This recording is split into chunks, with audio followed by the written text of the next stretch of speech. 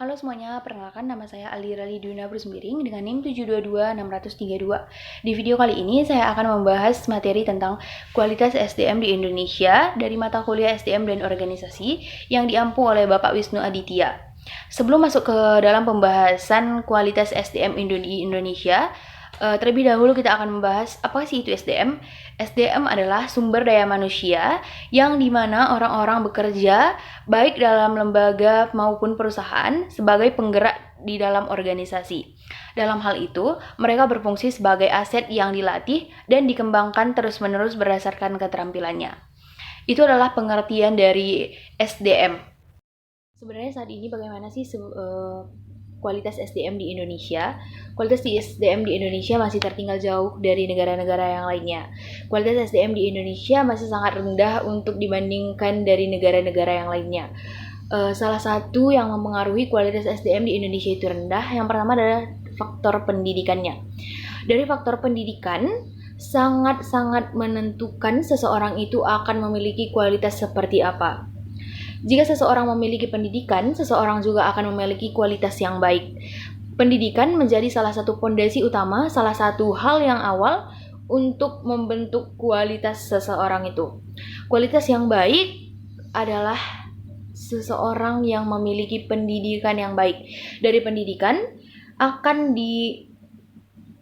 didapatkan karakter, pola pikir, dan pemikiran yang luas untuk mengenai hal-hal yang baru, hal-hal yang di luar dari pengetahuan diri sendiri. Dari pendidikan diharapkan banyak pengetahuan-pengetahuan dan ilmu-ilmu yang didapatkan oleh seseorang, dan itu yang akan membawa mereka untuk lebih maju ke tahap berikutnya dan menjadi pribadi yang memiliki kualitas yang baik. Pemerintah juga memberi ruang untuk masyarakat yang kurang mampu agar bisa mengecap pendidikan. Karena pemerintah merasa pendidikan adalah hal yang sangat penting untuk seseorang itu memiliki kualitas diri yang baik. Pemerintah membuat KIP atau Kartu Indonesia Pintar agar orang-orang yang tidak mampu bisa mengecap pendidikan, dan pemerintah juga menghilangkan biaya bulanan sekolah atau SPP bagi beberapa instansi pendidikan negeri di Indonesia. Yang kedua itu ada kesehatan. Kesehatan juga sangat berpengaruh untuk penentu kualitas diri seseorang, dikarenakan jika kesehatan masyarakat itu menurun, akan mempengaruhi kinerjanya untuk bekerja di satu perusahaan. Dan kesehatan yang baik akan menghasilkan kualitas kerja yang baik juga. Seseorang merasa dirinya itu sehat dan baik secara fisik, dia akan bisa bekerja dengan maksimal dan akan memberi kualitas yang terbaik juga. Yang ketiga, pengaruh kualitas SDM di Indonesia itu rendah dan tidak baik, ada kemalasan seseorang. Kemalasan ini sangat-sangat berpengaruh karena di era digital sekarang, di era globalisasi sekarang, pengetahuan semakin berkembang, pengetahuan semakin banyak, dan kita harus mengikuti pengetahuan itu, kita harus mau belajar, dan kita harus mau untuk update dan upgrade. Kemalasan seseorang untuk hal baru yang belum diketahui dan tidak mau untuk belajar banyak, dan lanjut untuk hal itu akan sangat membatasi kualitas SDM di Indonesia. Karena mau tidak mau, seseorang harus punya skill, seseorang itu harus punya kemampuan yang lebih dari sebelum-sebelumnya dan harus memiliki kemauan untuk belajar.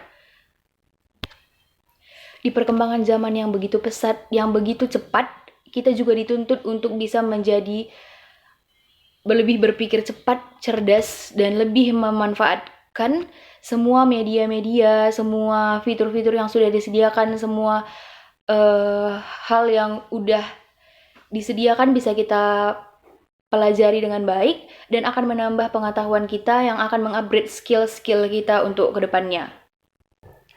Memang kualitas sumber daya manusia di Indonesia sangat rendah dan belum bisa bersaing dengan negara-negara maju yang lain, karena kita sebagai orang Indonesia kadang memiliki 3 hal yang sudah saya sebutkan di awal tadi. Faktor pendidikan yang rendah, tingkat kesehatan yang rendah, dan kemalasan untuk mau belajar dan belajar tentang hal baru.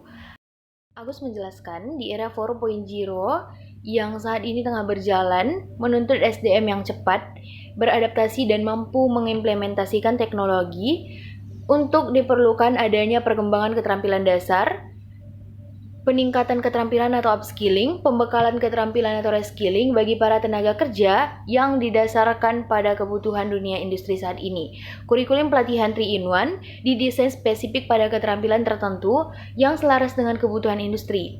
Pelaksanaan pelatihan mulai dari penyiapan kurikulum, praktek pembelajaran, hingga penempatan kerja telah dilakukan dan berkolaborasi dengan perusahaan industri dan asosiasi industri. Di sini pemerintah membuka ruang untuk kita menjadi pribadi yang lebih berkualitas. Pemerintah mengharapkan kita bisa mengupdate, kita bisa belajar banyak hal untuk memperbaiki kualitas diri kita, untuk memperbaiki kualitas SDM kita di Indonesia agar menjadi kualitas SDM yang baik.